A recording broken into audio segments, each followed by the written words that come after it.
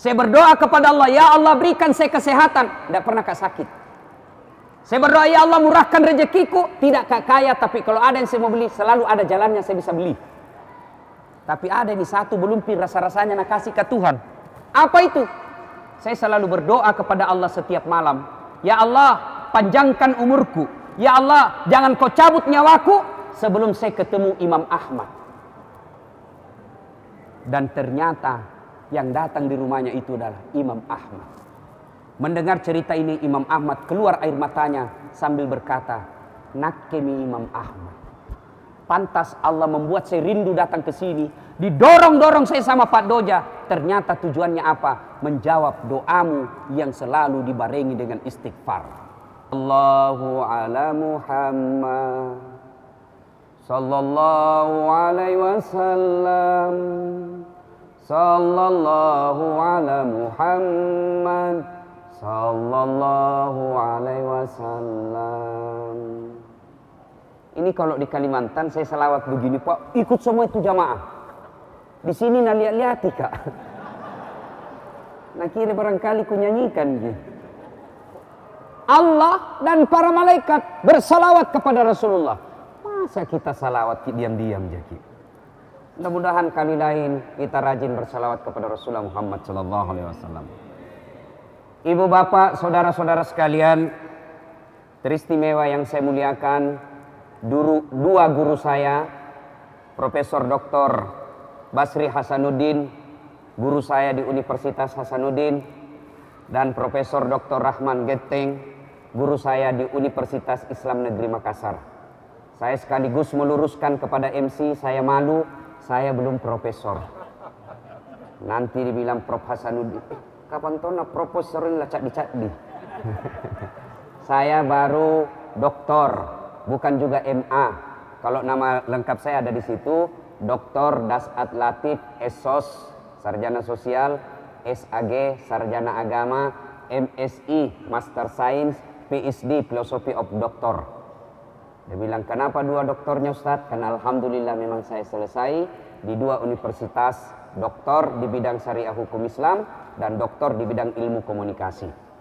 Ibu bapak, saudara-saudara sekalian, pada kesempatan ini saya bukan mau menasehati, saya bukan mau menceramah, tapi saya hanya ingin menyampaikan kisah-kisah nyata yang mudah-mudahan jadi pelajaran buat kita.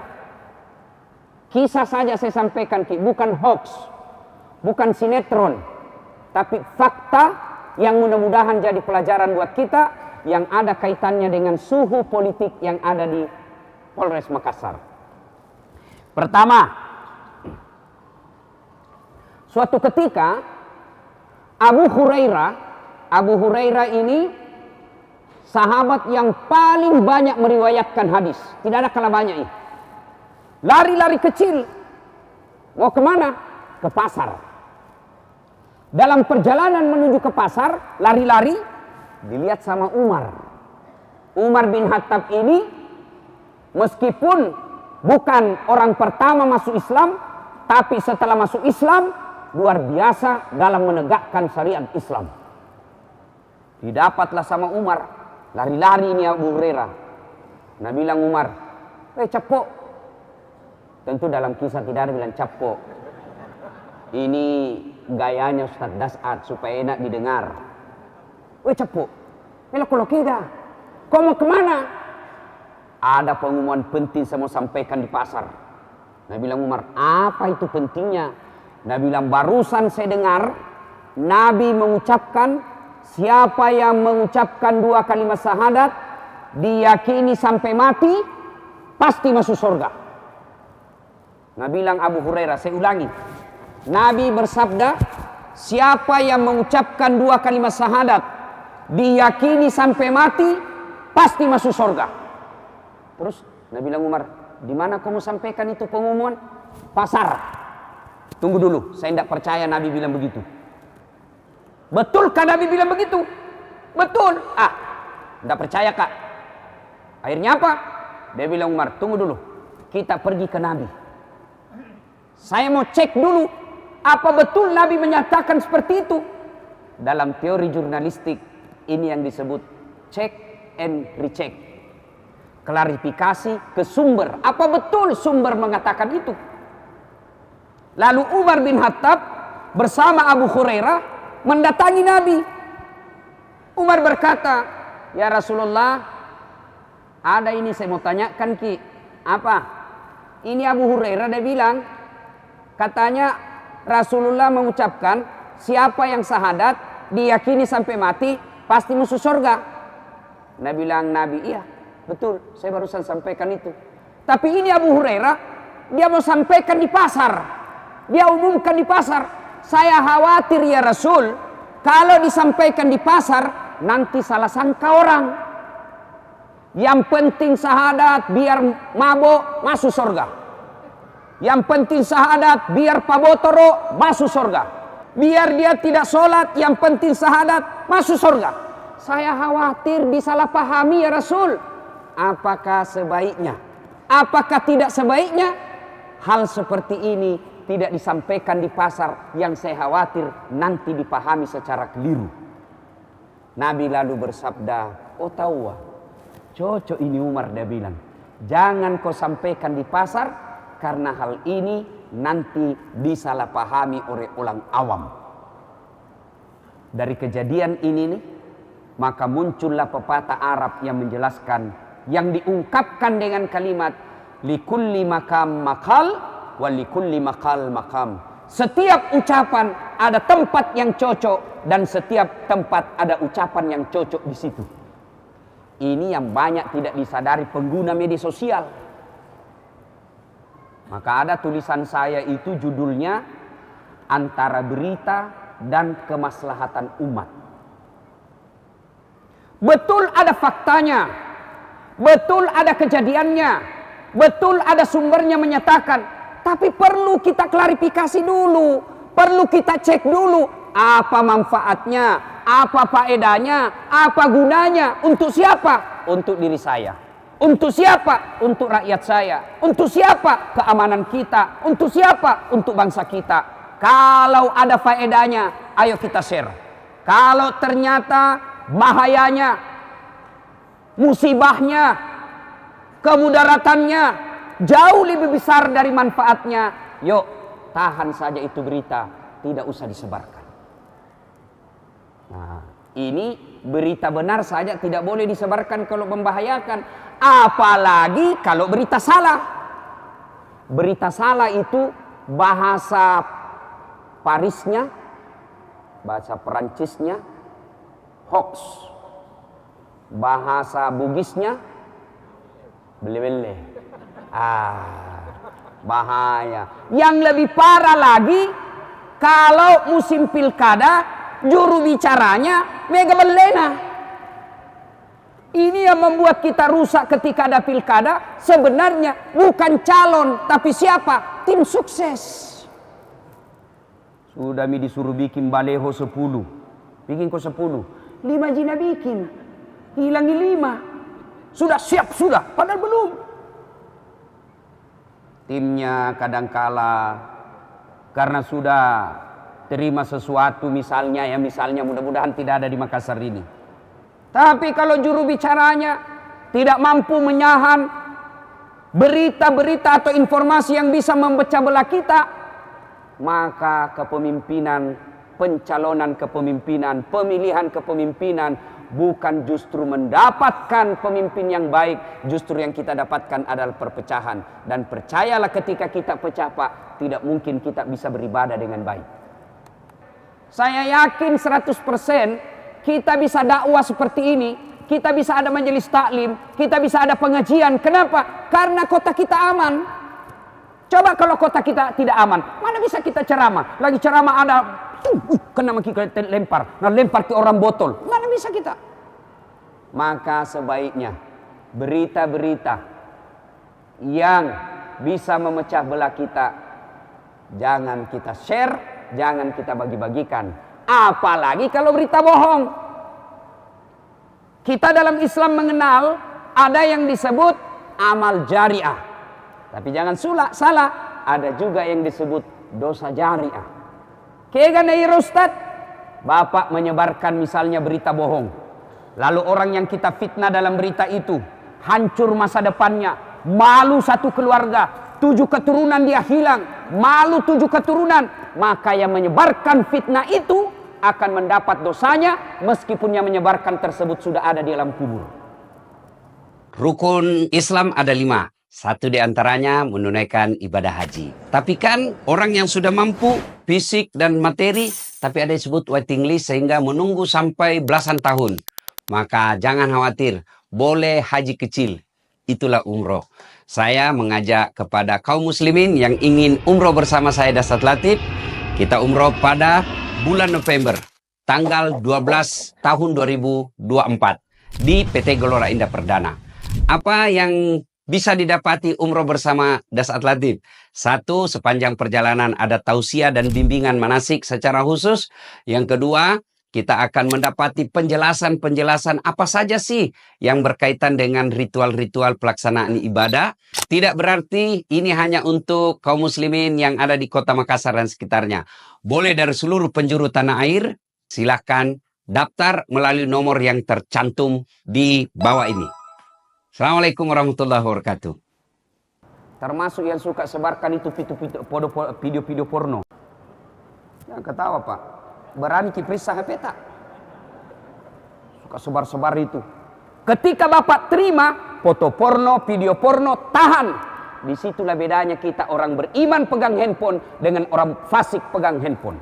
Kalau orang beriman, dia lihat ini, tidak ada gunanya ini, lebih baik berakhir di tangan saya, berakhir di handphone saya. Tapi kalau orang fasik, bukan berakhir kemaksiatan itu di handphonenya, tapi justru semakin banyak yang menyebar.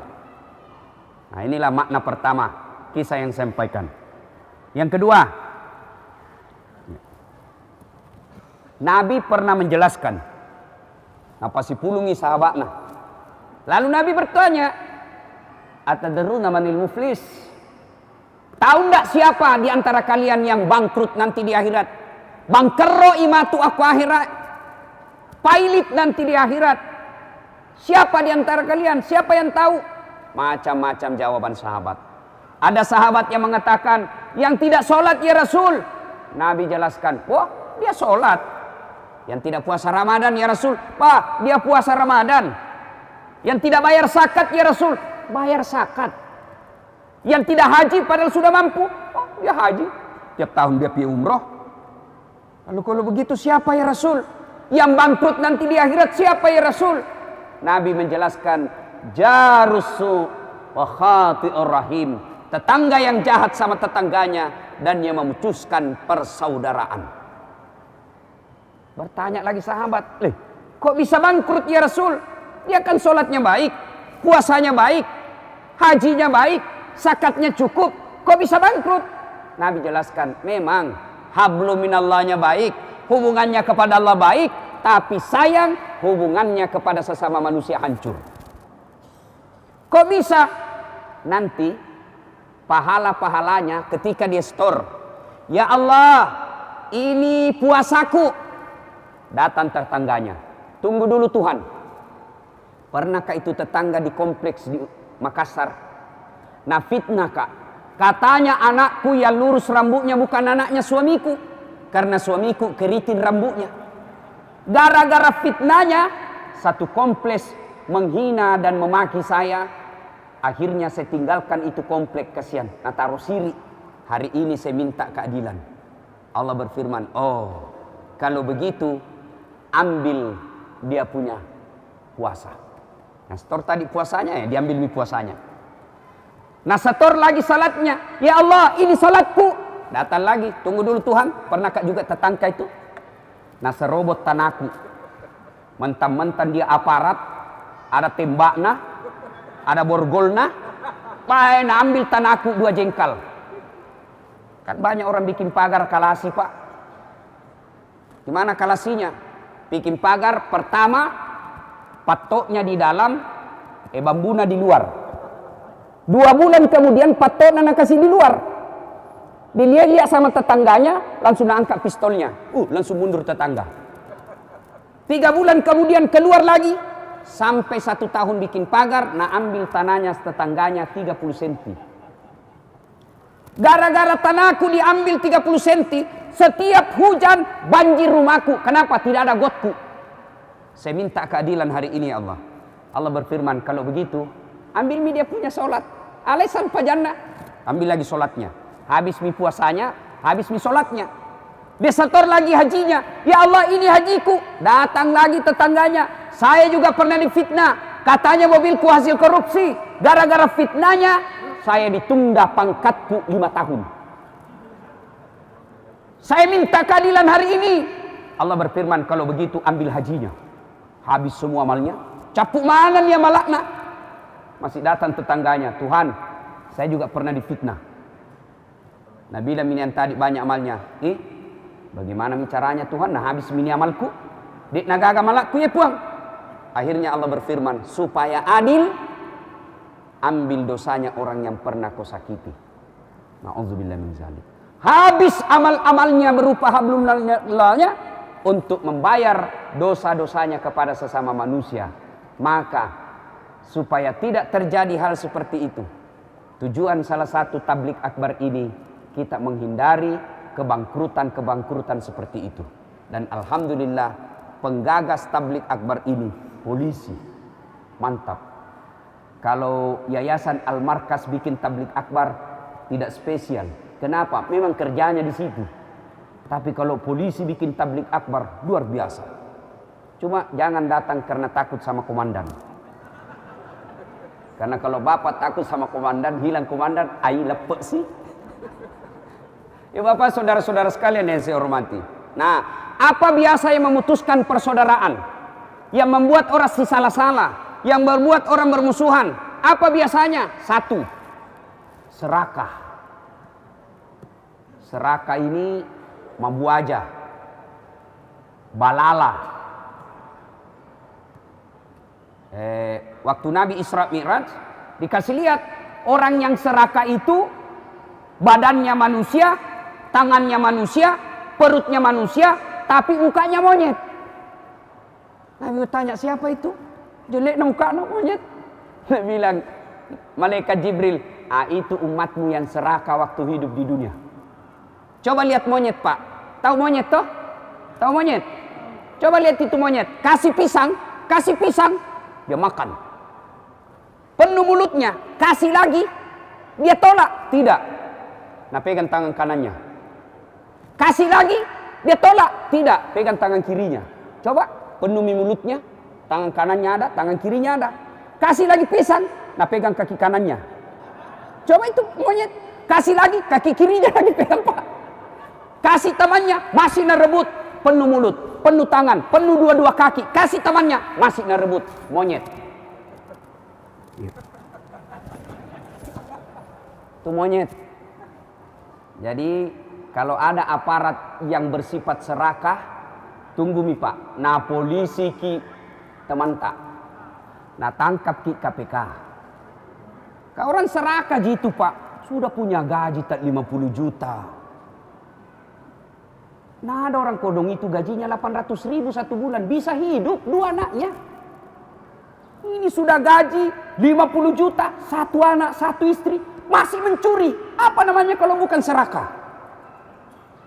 Ini yang bisa memecah belah kita. Serakah. Dia mi kepala ini. Dia mi bagian ini. Dia mi ini. Akhirnya orang bilang, ambek mua mi celaka. Dan orang kalau serakah, barangkali orang tidak negur kita, tapi lambat laun apa? Nah tinggalkan ki. Lambat laun apa? Nah jauhi ki. Lambat laun apa? Tidak ada mau temani ki. Akhirnya putus persaudaraan. Gara-gara apa? Serakah. Kan orang Bugis itu kan ada filosofinya. Pada ini, pada elo. Si patuo, si patokong. Malilu, si pakainga. Mali, si parappe. Mega, ibage-bage, cek dek tak cek dek tak. Itu orang Bugis. Yang banyak kita lihat sekarang di negara apa? Malako, malatoka. Hancurlah. Ini serakah ini pak. Kalau rakyat biasa serakah, insya Allah masih bisa ditangkap. Tapi yang lebih parah pak, kalau penegak hukum serakah. Hancur negara kita. Nah ini tujuannya kita tablik akbar. Supaya ada faedah yang kita dapat bawa pulang. Jangan sampai kita selesai pengajian tidak ada faedah yang kita bawa pulang. Penyebab pecahnya kita ini pertama serakah. Yang kedua, yang saya amati sebab pecahnya persaudaraan ini apa? Sombong, matempo, macingkang, maborro. Nah itu. Apa yang membuat orang biasa sombong? Satu, ilmu. Jangan sombong gara-gara ilmu. Kalau Allah mau cabut kita punya ilmu, nah kasih pikun kita. Sampai sekarang tidak ada obatnya itu pikun. Nah kasih pikun ki. Ada orang pak tinggi sekali, banyak sekali sekolahnya. Begitu pensiun mulai pikun-pikun. Setiap mau pergi kerja selama ini dia cium istrinya. Begitu dia pensiun tidak pernah cium istrinya. Dikomplain sama istrinya, Pak mau mini 2 minggu tidak pernah kita cium-cium kak kalau mau pergi. Langsung dia bilang suaminya, astagfirullah berarti siapa ku cium selama ini? Ternyata pembantu dan cium. Jangan juga modus pak, pura-pura pikun pembantu diserobot. Coba pak, orang kalau sombong Allah cabut pikun, tidak bisa dibedakan mana istri, mana pembantu. Apalagi membuat biasa orang sombong. Apa? Pangkat. Wow, dari 1 barik-barik naik 3 bunga, naik 1 bintang, naik. Tangkis itu pensiun. Apa? Bisa lawan pensiun. Biar 11 kali sama Kapolri, kalau cukup umur tak masuk ke bos. Nah, ya, tak boleh orang sombong dengan pangkat. Orang pangkat sombong tidak disenangi oleh Allah. Nabi menjelaskan, ya dalam hadits qudsi ada 3 temannya setan. Temannya setan. Salah satu di antaranya teman setan itu yaitu ghaniyun mutakabbir, orang kaya yang sombong. Kaya jabatan, pejabat, maka sombong temannya setan. Kaya ilmu, sombong ilmuwan, temannya setan. Kaya pangkat, sombong temannya setan. Itu orang kaya, pangkat, sombong temannya setan. Tapi orang masih bilang wajar tahu ada pangkatna, tinggi sekolahna, sombong masih wajar. Tapi dongo, tidak ada pangkatna, jelek mukana, miskin, bau kalepakna. Bukan lagi temannya setan, dia sudah jadi setan pak. Apalagi yang membuat biasa orang sombong? Selain ilmu, selain pangkat, apalagi gagah, gambar cantik. Jangan kita. Ibu-ibu mau sombong gara-gara cantik. 17 tahun memang masih cantik ki. 17 tahun, tapi balik itu 17. Balik mi 71 masih cantik kita, lewat mi 17 tahun semua orang kalau tersenyum ki satu komplek terpesona. 71 senyum ki cucu tak lari. Kenapa? Nak kira mau digigit. Jangan kesombong. Satu sifat yang paling dibenci Allah, Fir'aun abadi dalam neraka, haram masuk surga. Bukan karena menserikatkan Allah, tapi karena kesombongannya. Dan puncak kesombongannya Fir'aun, dia lantik dirinya jadi Tuhan, maka Allah haramkan dia masuk surga. Fir'aun sombong, dia gagah. Orang Eropa menyebutnya Ramses. Gagah, tinggi pangkatnya, dia bangsawan, istananya dilapisi emas, prajuritnya tidak ada yang berani lihat matanya. Sombong, tidak ada yang suka. Allah melaknatnya, manusia tidak menyukainya. Mana buktinya? Fir'aun tidak ada yang suka. Sampai detik ini tidak ada polisi mau kasih nama anaknya Fir'aun. Tidak mentang-mentang dia, kasih nama anak Fir'aun, ada di Quran. Bangsawan, terkenal, kasih nama Fir'aun. Tidak ada pak. Begitu Allah laknat itu Fir'aun, tidak ada orang mau kasih nama anaknya Fir'aun. Sombong, tidak ada yang senang. Kenapa iblis keluar dari sorga? Kenapa iblis keluar dari sorga? Diharamkan ketika dalam sorga, diusir keluar dari sorga. Apa karena dia syirik? Apa karena dia tidak sholat? Tidak. Kenapa? Karena dia sombong. Diciptakan Adam. Iblis, hormat kau kepada Adam sebagai makhlukku paling mulia. Apa kata iblis? Aja. Bajiki. Iblis, kata iblis, Adam baru diciptakan. Saya sudah lama, nak senior. Masa senior hormat sama junior? Pacetong. Coba. Kata iblis, Adam dari tanah. Saya unsur kejadianku api. Saya lebih mulia dari Adam. Saya tidak mau. Marah Allah. Akhirnya apa? Hei iblis, kau sombong rupanya. Keluar kau dari sorgaku. Iblis dari sorga. Sombong keluar dari sorga. Apalagi kita yang masih di Polsek Tamalate. Moton sombong pace.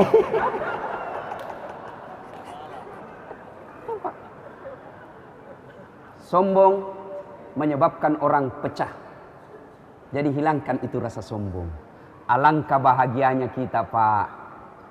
Tinggi pangkat, tinggi sekolah, duit banyak, populer, tawadu. Wah, orang seperti itu, Pak, luar biasa.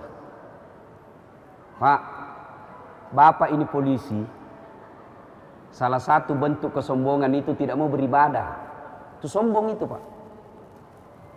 Itu biasa saya kalau polisi saya bilang, Bapak pakaian lengkap, datang ke masjid, sujud, pakaian lengkap pergi masjid. Orang semua bilang, tahu. Hebat, nah. Polisi, bos. Hanya sembahyang. Bapak, itu polisi. Keterlaluan kalau tidak bersyukur kepada Allah. Ada Bapak nikmat yang Allah kasih itu polisi, Pak. Apa itu? Nikmat status sosial. Itu polisi, Pak. Biar tamatan ini yang di apa ini yang Batua satu-satu di sini.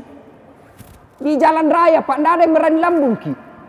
Kalau Bapak pakai itu seragamnya, status sosial, Pak. Orang hormat sama kita. Saya saja tinggi sekolahku ketemu polisi, kadang-kadang takut-takut tau nggak ditilang ini kapan. Status sosial itu disyukuri, jangan sombong. Baru-baru saya pulang ceramah dari Roma, Italia. Saya diundang ke Napoli, kemudian Milan, kemudian Roma. Saya bilang sama PPI, Persatuan Pelajar Indonesia, kalian tidak boleh malu dengan Islam. Sampaikan, dakwakan Islam tidak mesti dengan kata-kata. Dengan cara apa? Kau jangan malu sholat di tempat umum. Karena mencari masjid di sana, Pak, sangat sulit. Ada yang tanya, Ustadz, bagaimana kalau kita mau sholat? Tidak ada tempat. Sholatlah di depan umum, di tempat umum. Malu-malu, Ustadz. Jangan malu. Itu bagian dari dakwah. Akhirnya saya, Pak, tiba waktu sholat. Nah, saya sudah bilangi anak-anak begini. Terus saya kasih contoh. Sholatlah saya di terminal kereta api. Nah, lihat-lihat ke semua orang. Seumur-umur saya jadi ustadz kan saya kemana-mana pakai begini, Pak. Pakai gamis. Biar saya di luar negeri. Begitu saya masuk hotel, resepsionisnya nakira Kak Koki. Wih, hancur tongku rasa hidupku. Nah bilang, you cheap. Dia bilang, kamu tukang masak. Saya ustadz. Saya bilang, ini di negaraku baju begini, ustadz. Ini mubalik kalau di negara saya. Nah bilang, iya, di negaramu mubalik, tapi di sini kau baju begitu, koki. Hancur juga sekarang. Coba. Kembali polisi, Pak. Pak, bayangkan kalau tinggi pangkat, Pak. Lengkap kita punya lambang-lambang. Masuk waktu sholat, mobil polisi tak yang ada tulisannya polisi, menyala-menyala, masuk parkiran masjid, sholat 2 rakaat, kemudian sholat berjamaah, sudah itu dia sholat lagi rawatib, berdoa dengan baik, baru keluar. Meskipun Bapak tidak mengucapkan ayat-ayat dan hadis, orang percaya Bapak dakwah Islamnya mantap. Itu namanya mensiarkan Islam melalui jabatan kita. Tapi jangan malah sombong. Halo. Jangan. Kenapa kau langgar ini? Kau tidak lihat ini rambu-rambu? Saya lihat, Pak. Kenapa kau langgar? Saya tidak lihat, Ki. Hancur juga ini. Ya, Ibu Bapak, saudara-saudara sekalian. Yang ketiga, yang ini saya sampaikan kisah Umar. Tahu kan Umar bin Khattab? Itu Umar bin Khattab ketika Abu Bakar Siddiq sakit dan Abu Bakar Siddiq menyadari sebentar lagi ajal menjemput, maka Abu Bakar Siddiq kumpulkan seluruh sahabat. Saudara-saudara sekalian, kau lihat nih, semakin sakit saya. Sebentar lagi saya rasa ajal menjemput saya. Saya mau sebelum saya meninggal dunia ada yang gantikan saya sebagai khalifah. Abu Bakar gelarnya Khalifah. Umar bin Khattab gelarnya Amirul Mukminin. Khalifah. Saya mau ada yang gantikan saya. Siapa di antara kalian? Lalu Abu Bakar berkata, saya percayakan kepada Umar bin Khattab untuk ganti saya. Dia dengar Umar, Pak. Siapa? Umar. Saya. Mati aja. Nggak mau saya. Akhirnya pulang Umar. Dia tinggalkan itu tempat rumahnya Abu Bakar, pergi Umar. Abu Bakar tetap menyegaskan, insya Allah saya wafat, saya serahkan kepemimpinan saya kepada Umar bin Khattab. Ini kalau sistem demokrasi negara modern disebut penunjukan langsung. Saya tunjuk Umar bin Khattab. Setuju? Setuju. Maka diterimalah usulan Abu Bakar, Umar yang menggantikannya. Umar tahu. Lalu dari rumahnya Umar dia datang kepada Abu Bakar Siddiq, marah dan keberatan. Abu Bakar, kenapa kau tunjuk saya menggantikanmu? Kau tahu kan saya tidak mau. Kenapa kau ngotot untuk minta gantikan kamu? Saya tidak mau. Dia bilang, Abu Bakar, justru saya tahunya kau tidak mau, maka ku tunjuk kau. Seandainya saya tahu kau mau, dah ku tunjuk kau cepok. Nah, coba kalau para politisi begini, Pak. Aman orang, Pak.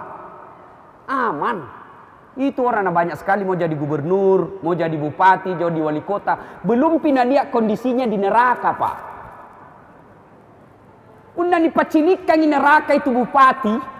Bagaimana kondisinya nanti di neraka? Oh, ambil semua, ambil kau. Tiamat nake. Ambil, Pak. Orang kalau pejabat banyak pertanyaannya, Pak. Kalau kita rakyat biasa, apalagi miskin, apa mau natanyakan, Ki? Nabilah malaikat tuh, salam aku kutayang. Ikamin tuh, jai dulu gayamu. Mulai mako, mana mobilmu motongko dibukakan pintu nah. Sini mako ditanya, mana buka? Siapa tuanmu? Tunggu dulu, orang baru datang. Wah, mulailah ditanya, Pak. Itu jam tanganmu Rolex dari mana? Kalau dilihat gajimu sama tunjanganmu ndak bisa kau beli itu. Dari mana? Anu Tuhan. Anu apa? Panas saya. Wah, tidak jelas, Pak, sumbernya. Ditinju matanya. Pak. Mau lari ditarik lagi. Belum, Pi. Itu pelek mobilmu dari mana? 20 juta. Dari mana kau beli? Dari mana itu? Anu apa? Pak, ditembelin lagi. Coba, Pak. Itu anakmu? Handphone nata 20 juta dari mana itu? Nggak mungkin kalau dilihat gajimu. Anu apa? Pak. Oh, lebih banyak anu-anunya, Pak. Akhirnya apa? Masuk tonji sorga, Pak. Tapi baba belur nih. Apa. Cucung. Keluar mi giginya, bawah mi matanya. Masuk tonji sorga. Ketemu tadi itu pembantunya orang miskin. Maga kipuang. Kenapa dah hancur muka tak? Jago banyak bicara di situ. Dari mana, Ki? Nah, saya 2 tahun Mbak di surga ini, kenapa Ki baru muncul? Nah, bilang, terlambat, Kak. Nah, bilang, kenapa bisa terlambat? Kukira dulu mobil tak 5 waktu itu. Nah, bilang, itu mi mobil, Mas, kan pertanyaannya. Hancur, Ki, Pak. Coba, kalau semua pejabat menyadari hal-hal seperti ini, Pak, insya Allah. Coba, Umar ditunjuk masih komplain. Dan lebih bahaya lagi, Pak, kita rakyat biasa, rakyat awam. Orang yang mau dapat kursi, orang yang mau dapat jabatan, kita yang bertengkar bersepupu satu kali. Apa namanya kalau bukan dongo? Orang mau dapat tunjangan jabatan, orang mau dapat mobil dinas, orang mau dapat rumah dinas, kita suami istri bermusuhan gara-gara beda pilihan. Apa namanya kalau bukan beleng-beleng? Nak kasih, yang dipercaya apa janji-janji, kasih apalagi janji-janji pilkada. Anda bisa kena janji surga, na janji tungki surga, Pak. Waktu mau dipilih, na bagi-bagi kartu nama, pilih Kak Capok satu kampung Ki, pilih kok, tubungin Kak 24 jam ini aktif HP ku, telepon saja. Begitu dipilih, terpilih, na ganti nomor HP-nya. Pak, inilah yang kita perjuangkan. Siapa calonmu? Ini. Siapa calonmu? Ini. Siapa calon? Oke. Boleh kita berbeda, tapi jangan baku musuh. Insya Allah aman, Pak. Bapak, saudara-saudara sekalian yang saya hormati, kisah berikutnya yang ingin saya sampaikan. Suatu ketika Imam Ahmad bercerita. Imam Ahmad ini muridnya Imam Syafi'i. Kalau bapak sholat subuh kunut, berarti bapak mazhabnya Imam Syafi'i. Kalau bapak tidak kunut ketika subuh, dua kemungkinan. Satu, bapak mazhabnya Imam Ahmad. Yang kedua, bapak tidak hafal. Banyak orang tidak kunut bukan karena mazhab, tapi karena tidak hafal. Nah, Imam Ahmad pernah bercerita, saya tidak tahu kenapa saya rindu sekali mau ke Basrah. Basrah ini salah satu kota di Irak. Ibaratnya Imam Ahmad ini tinggal di Makassar, rindu sekali mau ke Parepare. Imam Ahmad tinggal di Baghdad, mau sekali ke Basrah. Dia bilang, saya tidak tahu. Magai muddanila dekat lo Parepare. Pala dek gaga si jikku, dek gaga si bakku, dek gaga topat si pandepekku. Tapi madani kak melok lo Parepare. Saya tidak tahu kenapa mau sekali saya ke Basrah. Padahal tidak ada kenalanku, tidak ada saudaraku, tidak ada sepupuku di sana. Akhirnya Imam Ahmad pun melakukan perjalanan ke Basrah. Sampai di Basrah malam hari, selesai sholat Isya, ngantuk dan capek, tidur. Begitu mau tidur di masjid, karena tidak ada hotel waktu itu, mau tidur di masjid, dilihat sama marbot. Marbot ini kalau di kampungku bahasa Bugisnya Pak Doja. Nah bilang ini Pak Doja, ya Syekh, tang, yalah, Syekh, masuk kok, keluar Pak Tua, keluar. Dan ini marbot, dia tidak tahu siapa ini. Dulu hampir semuanya tahu Imam Ahmad, tapi tidak kenal mukanya. Kenapa? Waktu itu belum ada foto. Ini marbot, keluar Pak Tuan, tidak boleh bertidur di masjid. Kau bikin kotor-kotor. Dia bilang, saya musafir, boleh saya tidur di sini? Tidak boleh, keluar. Tidurlah dia di teras. Dilihat lagi sama marbot, tidak boleh di teras, tidak boleh, keluar. Dilihatlah Imam Ahmad didorong-dorong, Pak Tua ini, dilihat sama penjual roti di depan masjid. Dia bilang, ini penjual roti, kasihan ini orang tua didorong-dorong. Akhirnya dia panggil, ya setal, Pak Tua sini ki. Kalau mau aja ki tidur di rumah kecil, sempit, ikut maki di rumahku ki tidur. Baik, ikutlah orang tua ini. Dan ini penjual roti, dia tidak tahu siapa ini. Ikut, tidur. Pagi hari, ini penjual roti bikin roti. Tapi ada yang menarik perhatiannya Imam Ahmad. Apa itu? Sepanjang proses pembuatan kue, apa yang keluar dari mulutnya tukang roti? Kalimat istighfar. Dia ambil gandum, astagfirullah. Dia kasih air, astagfirullah. Dia ulek-ulek, astagfirullah. Dia kasih gula, astagfirullah. Diiris-iris, astagfirullah, astagfirullah, astagfirullah. Dia bakar, astagfirullah, astagfirullah. Imam Ahmad berpikir, hebat ini. Banyaknya kalimat istighfar dari mulutnya. Satu roti bisa ratusan istighfar. Lalu bertanya Imam Ahmad, Pak, lama maki begitu, bikin roti sambil istighfar? Dia bilang, alhamdulillah, lebih 30 tahun ini jual roti. Lalu Imam Ahmad bertanya, apa mi kita dapat? Dia bilang, alhamdulillah, sepertinya semua yang saya mau nak kasih ke Tuhan. Saya berdoa kepada Allah, ya Allah berikan saya kesehatan, tidak pernah sakit. Saya berdoa, ya Allah murahkan rezekiku, tidak kaya, tapi kalau ada yang saya mau beli, selalu ada jalannya saya bisa beli. Tapi ada ini satu belum rasa-rasanya nak kasih ke Tuhan. Apa itu? Saya selalu berdoa kepada Allah setiap malam. Ya Allah, panjangkan umurku. Ya Allah, jangan kau cabut nyawaku sebelum saya ketemu Imam Ahmad. Dan ternyata yang datang di rumahnya itu adalah Imam Ahmad. Mendengar cerita ini, Imam Ahmad keluar air matanya sambil berkata, nakemi Imam Ahmad. Pantas Allah membuat saya rindu datang ke sini. Didorong-dorong saya sama Pak Doja. Ternyata tujuannya apa? Menjawab doamu yang selalu dibarengi dengan istighfar.